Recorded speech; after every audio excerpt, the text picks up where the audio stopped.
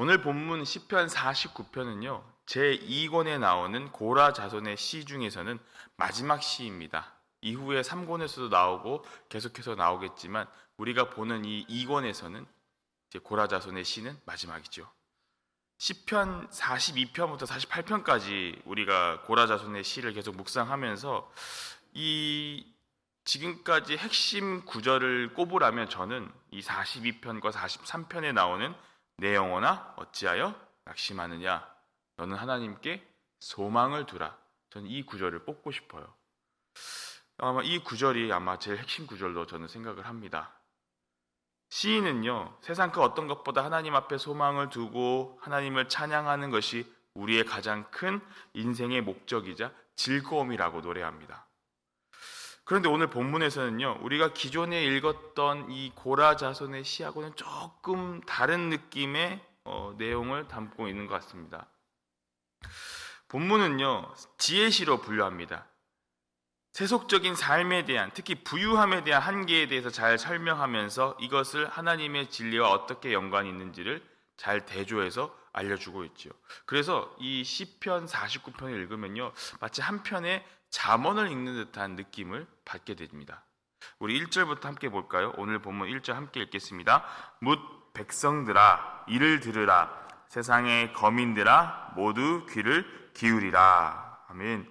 지금 시인은요, 모두 귀를 기울이라고 말합니다. 시인은요, 이렇게 말하는 의도가 있어요. 지금 이 안에 진리가 있다는 것을 강조하고 싶어서이죠. 너희가 듣지 못했던 참된 진리를 말할 테니까 들으라는 겁니다. 2절을 보시면요, 어떻게 얘기하냐면 귀천 빈부를 막론하고 다 들을지어다 라고 얘기하고 있어요. 신분에 상관없이, 그리고 재력에 상관없이 다 와서 그 진리의 말씀을 들으라는 겁니다. 미국에서요, 살다 보니까요, 귀천 빈부를 막론하고 남녀노소를 막론하고 어른이 되면 꼭 필요한 게 있습니다. 무엇일까요? 무엇일까요? 집? 아니요, 운전면허증입니다. 잘 공감을 하시죠? 이것을 얻기 위해서 누구나 똑같이 시험을 칠 수밖에 없어요. 돈이 많든 돈이 적든 누구나 똑같이 시험을 치게 됩니다. 운전면허증. 근데 이게 없으면 생활이 불가능하죠. 근데 물론 이 면허증이 없어도 이 미국 땅을 살아가는데 큰 지장은 없습니다. 내가 신분증을 대체하려면 다른 걸로 얼마든지 대체할 수도 있고, 내가 운전을 하지 않아도 다른 교통수단으로 대체는 할 수 있어요. 근데 여러분, 진리의 말씀은요, 세상 누구에게 다 똑같이 하나님이 말씀하셨습니다. 하지만 그걸 듣는 사람은 구원을 얻고 듣지 못하는 사람은 구원을 받지 못합니다. 면허증은 다른 걸로 대체할 수 있지만 진리의 말씀은 대체를 할 수 없다라는 거예요. 오늘 시인의 얘기가 바로 지금 그런 이야기입니다. 귀천 빈부를 막론하고 재력을 막론하고 누구나 다 와서 들으라는 것이죠. 시편 49편은요, 진리에 대해 많은 이들이 와서 귀를 기울일 것을 촉구합니다. 49편만의 특징이 있는데요, 그게 뭐냐면요, 다른 시편들은 한두 절 정도 이 서론에 대해서 할애를 하는데, 오늘 본문 시편은요, 1절부터 4절까지가 서론이에요. 그러니까 서론부터 계속 들으라는 얘기만 4절을 할애하고 있습니다. 들으라, 들으라, 들으라, 들으라. 진짜 중요한 말씀이니까 들으라는 거예요. 그래서 5절부터 이제 본격적으로 이 본론이 시작되는데요. 5절 말씀, 그게 어떤 거냐면요, 죄악이 나를 따라다니며 나를 애워싸는 환난의 날을 내가 어찌 두려워하라. 나를 애워싸는 환난의 날이 언제라는 거죠. 나를 애워싸는 환난의 날은 이 땅을 지금 살아가는 나를 얘기하고 있습니다. 죄악을 피할 수도 없고 환난을 피할 수도 없습니다. 살아가면서 이 모든 것들이 다 나한테만 찾아온다는 거죠. 근데 중요한 건 무엇입니까? 내가 어찌 두려워하랴. 이 두려운 마음을 내가 갖지 않겠다는 거예요. 나는 두려워하지 않겠다고 시인은 강력하게 자신의 의지를 이야기합니다. 그 이유는 무엇이냐면 하나님 없이 이 땅에서 누리는 복은 없기 때문이라는 거죠. 그래서 시인은요, 6절부터 부에 대한, 재물에 대한 한계를 이야기합니다. 6절 말씀 함께 읽어볼까요? 6절 말씀 우리 함께 성경책으로 읽겠습니다. 6절부터 7절, 8절까지입니다. 6절부터 8절까지 함께 읽어보겠습니다. 자기의 재물을 의지하고 부유함을 자랑하는 자는 아무도 자기의 형제를 구원하지 못하며 그를 위한 속전을 하나님께도 바치지 못할 것은 그들의 생명을 속량하는 값이 너무 엄청나서 영원히 마련하지 못할 것임이니라. 아멘. 재물을 의지하고 부유함을 자랑한다는 것은요, 하나님을 의지하지 않는다는 것을 의미합니다. 여러분, 역사적으로 가장 부유했던 사람이 누군지 아십니까? 성경에서도 나와 있어요. 누구일까요? 다윗입니다. 다윗이에요. 다윗이 어떤 사람이 계산을 해봤는데 성경에서 기록된 다윗의 재산 중에서 금하고 은입니다. 금하고 은 딱 두 가지만 현 시세로 계산을 해보니까 대략 343조 원, 달러로 환산하면 2,600억 달러라고 합니다. 놀라지 않으시네요. 그 정도 돈도 갖고 계시나 보시죠. 별로 놀라지 않으시는 거니까 정말 존경스럽습니다. 근데 여러분, 확실한 사실은 성경에서 다윗은 자신의 부에 대해서 1절 언급하지 않습니다. 자랑하지 않아요. 오히려 그는 계속 하나님만 찬양하고 있죠. 재물이 많다고 해서 그 인생이 행복하지 않다라는 겁니다. 재물이 많다고 해서 그 인생이 좋은 인생이 아니라는 겁니다. 물론 믿지 않는 사람들은 재물이 많으면 행복합니까? 당연한 거 아니에요? 재물이 많으면 좋은 거 아닙니까? 이렇게 얘기할 수 있지만 다윗도 그랬고 오늘 본문 우리가 읽은 이 시편의 시인도요, 재물이 많은 삶은 아무것도 하지 못한다고 지금 이야기를 하고 있어요. 자기 형제도 구원하지 못한다는 겁니다. 자기 형제도 구원하지 못하고 그 자기 형제도 멸망으로 이끈다는 것이죠. 시인이 이야기하고자 하는 진정한 삶은요, 내 형제를 구원하는 삶이라는 겁니다. 8절에서 보시면 여러분, 속량이라는 단어가 나와요. 속량이라는 단어가 나오는데 아무리 돈이 많아도 돈으로 자신들의 형제를 구원할 수 없다라는 것을 지금 시인은 표현하고 있습니다. 재물로 할 수 없다면 여러분, 무엇으로 속량할 수 있겠습니까? 딱 한 분, 오직 예수 그리스도의 보혈인 줄 여러분 믿습니다. 그래서 예수 그리스도를 믿는 사람은요, 나도 구원을 받을 뿐만 아니라 다른 사람의 삶도 구원할 수 있는 하나님의 거룩한 전도자로 쓰임 받을 수 있다는 거죠. 재물만 의지하는 사람이 결국 어떻게 되는가? 시인은요, 9절부터 11절까지 이것을 할애해서 이야기를 하고 있습니다. 9절부터 11절까지 우리 함께 읽어볼까요? 함께 읽겠습니다. 그가 영원히 살아서 죽음을 보지 않을 것인가?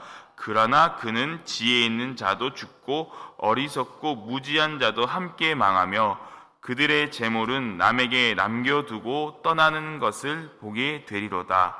그러나 그들의 속 생각에 그들의 집은 영원히 있고 그들의 거처는 대대에 이르리라 하여 그들의 토지를 자기 이름으로 부르도다. 아멘. 재물이 많은 사람들은 마치 안 죽을 것처럼 영원히 살 것처럼 살아갑니다. 그러나 결국 죽습니다. 지혜가 많아도 죽을 수밖에 없고 어리석어도 죽을 수밖에 없습니다. 재물은 남들에게 남겨두고 떠난다는 것이죠. 그런데 그들은 안 죽을 것처럼 살아간다는 겁니다. 영원할 것처럼 살아간다는 거죠. 그래서 시인은요, 이들을 향해 이렇게 말합니다. 12절 말씀 함께 읽어볼까요? 12절입니다. 사람은 종기하나 장구하지 못하며 멸망하는 짐승 같도다. 아멘. 시인은요, 아무리 많이 가져도, 아무리 높은 자리에 있어도, 아무리 많이 배워도 하나님이 아니라 자기 자신을 믿는 사람은요, 죄송하지만 짐승과 다르지 않다라고 이야기하고 있어요. 장구하지 못하다라는 것은요, 영원히 길게 누리는 것을 의미하는데요, 장구하지 못하다는 것은 영원히 누리지 못한다는 것을 의미합니다. 사람의 생명이 여러분 짐승과 다를 바가 없다면 그 인생이 어떤 삶이겠습니까, 여러분? 시인은 그렇게까지 역설적으로 과격하게 표현을 하고 있어요. 인생의 참 가치는요, 이 세상의 재물이 아니라 여호와 하나님을 경외하는 데 있다는 것을 지금 시인은 이렇게 표현한 것입니다. 멸망하는 짐승같이 그렇게 아무런 가치 없이 이 땅을 살아간다면 믿지 않는 사람들도 이렇게 얘기하죠. 뭐 어때? 인생 짧은 인생. 그냥 인생 즐기다 가는 거지 뭐. 어차피 죽을 인생. 이렇게 이야기할 수도 있습니다. 하지만 시인은요, 그 이후의 삶에 대해서, 죽음 이후의 삶에 대해서 지금 다시 한번 이야기를 하고 있어요. 그 부분이 바로 13절부터 14절까지의 말씀입니다. 우리 성경책을 함께 읽어볼까요? 13절입니다. 이것이 바로 어리석은 자들의 길이며 그들의 말을 기뻐하는 자들의 종말이로다. 그들은 양같이 스올에 두기로 작정되었으니 사망이 그들의 목자일 것이라. 정직한 자들이 아침에 그들을 다스리리니 그들의 아름다움은 소멸하고 스올이 그들의 거처가 되리라. 아멘. 그들이 양같이 스올에 두기로 작정되었다는 겁니다. 그들의 목자가 누구냐면 사망이라는 거예요. 사망. 영원한 사망이 그들을 목자로, 영원한 사망이 목자가 되어서 그들을 부릴 거라는 겁니다. 반대로 생각하면 여러분, 이 땅에서 여호와를 목자로 모시고 살아가는 예수 그리스도의 양들, 하나님의 양들은 천국으로 인도받을 것임을 생각해 볼 수 있습니다. 그래서 시인은 선택하라는 겁니다. 이 땅을 살아갈 때 하나님을 목자로 모시고 살아갈 것인가, 아니면 재물을 목자로 모시고 살아갈 것인가. 그 이후의 삶이 여기 나와 있지 않느냐. 그러니까 선택하라는 것이죠. 이 땅에서 재물을 위해 살고 재물을 자랑하며 살다가 하나님 없이 짐승처럼 살다가 죽으면 영원히 지옥에서 사망의 종노릇을 하며 살게 되는 것. 이것이 바로 하나님을 거부한 사람, 땅에서 큰 소리 치는 것 같은 사람의 비극적 종말이라는 겁니다. 그래서 시인은요, 15절에서 이렇게 선포합니다. 그러나 하나님은 나를 영접하시리니 이러므로 내 영혼을 스올의 권세에서 건져내시리로다. 아멘. 이게 바로 우리에게 주는 진리의 말씀이죠. 하나님은 나를 영접하시리니, 뭔가 이상하지 않습니까? 내가 하나님을 영접해야 되는데 하나님이 나를 영접하신답니다.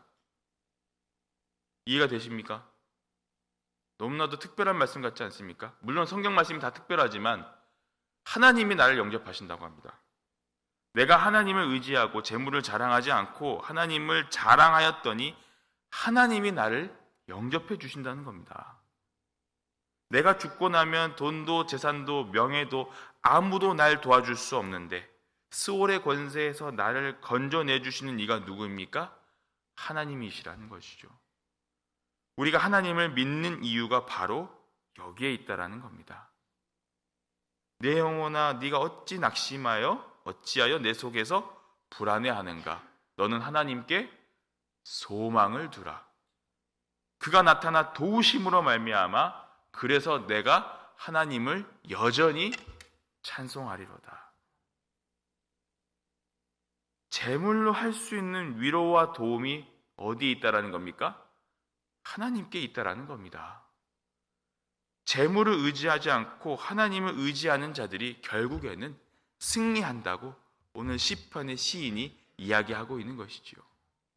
그래서 시인은 이 세상을 살면서 그런 재물을 의지하는 자들 앞에서 무서워하지 말라고 그래요. 16절을 보시면요, 이렇게 기록되어 있어요. 사람이 치부하여 그의 집의 영광이 더할 때에 너는 두려워하지 말지어다. 이렇게 기록됩니다. 17절부터 19절까지 같이 함께 읽어볼까요? 함께 읽습니다. 그가 죽음에 가져가는 것이 없고 그의 영광이 그를 따라 내려가지 못함이로다.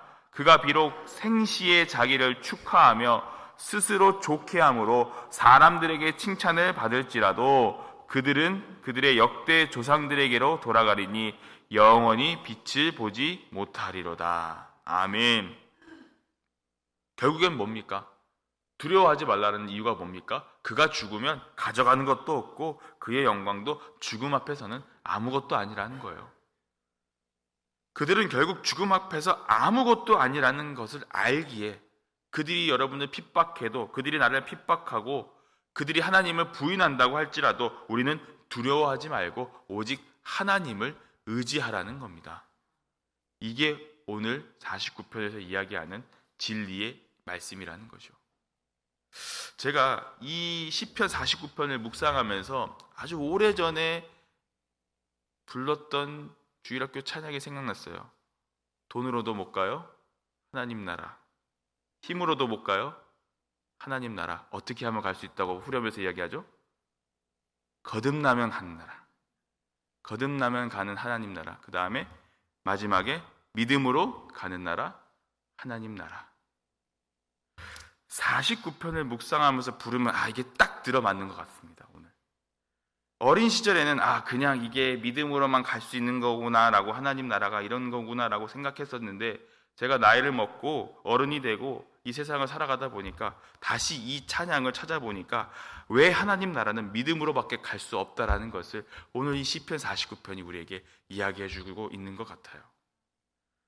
오늘 시편 49편은요, 이 땅에서 내 눈을 어지럽히는 일들 때문에 내가 두려워하고 낭망하는 것이 아니라 그 뒤에 있는 하나님을 의지하는 것이 참된 진리라는 것을 가르쳐 줍니다. 재물을 자랑하고 의지하는 자보다 하나님을 의지하고 자랑하는 자들이 결국에는 승리한다는 것을, 이 땅에서 살아간 후에 있을 하나님의 나라의 소망은 재물도 아니고 힘도 아니고 지식도 아닌 오직 믿음으로 갈 수 있다라는 사실, 간단하지만서도 중요한 이 사실을 오늘 기억하셨으면 좋겠습니다. 여전히 세상은요, 재물을 더 중시합니다. 참 신기해요. 예나 지금이나 세상은 발전해도 변하지 않는 물질 만능주의는 늘 존재하고 있었습니다. 그 물질 만능주의 앞에서 그것을 의지하기보다는 내가 믿는 하나님, 내가 의지하는 하나님, 우리를 자녀 삼아주신 그 하나님을 믿고 의지하며 나아갈 때에, 종말의 때에, 주님을 다시 만나는 그때에 우리가 승리하는 줄 믿습니다. 물론 그 길이 좁고 어렵다 할지라도 그 길의 끝에 서 있는 주님의 영광의 면류관을 기대하면서 오늘 또 그 진리를 기억하고 하나님을 의지하고 믿음의 선택으로 나의 삶을 주님께 드리고 하나님을 기쁘시게 하며, 그리고 그 기쁨을 이웃과 나누는 하루가 되시기를, 그리고 나누는 성도님들이 되시기를 주님의 이름으로 간절히 축원합니다. 기도하시겠습니다. 아버지 하나님, 우리를 자녀 삼아 주셔서 진리 가운데 가까이 있게 하심에 감사합니다. 하지만 우리는 이 세상을 살아가며 낙심할 때도 있고 하나님을 의지하지 않을 때가 있음을 고백합니다. 세상은 하나님이 없다 핍박하고 세상은 하나님보다 재물을 의지하라고 우리에게 말하지만 그것이 전부가 될 수 없고 그것이 모든 것을 해결해 줄 수 없음을 알기에 더욱 하나님만 의지하는 우리가 되기를 소망합니다. 하나님을 의지하는 것이 비록 좁은 길이라 할지라도 그 좁은 길의 끝에 서 계신 그리스도를 바라보며 믿음의 경주를 하는 우리 성도님들 되게 하여 주시옵소서. 이 아침에 마음을 다하여 주님을 의지하며 부르짖을 때에 살아계신 하나님을 오늘 하루도 경험할 수 있도록 그 크신 은혜를 베풀어 주시옵소서. 몸이 아픈 자들에게도 하나님 동일한 은혜를 베풀어 주시고 우리 성도님들의 가정과 직장과 사업장과 자녀들에게도 동일한 은혜를 또한 베풀어 주시옵소서. 감사를 드리오며 우리의 참 의지가 되시는 예수 그리스도의 이름으로 간절히 기도하옵나이다. 아멘.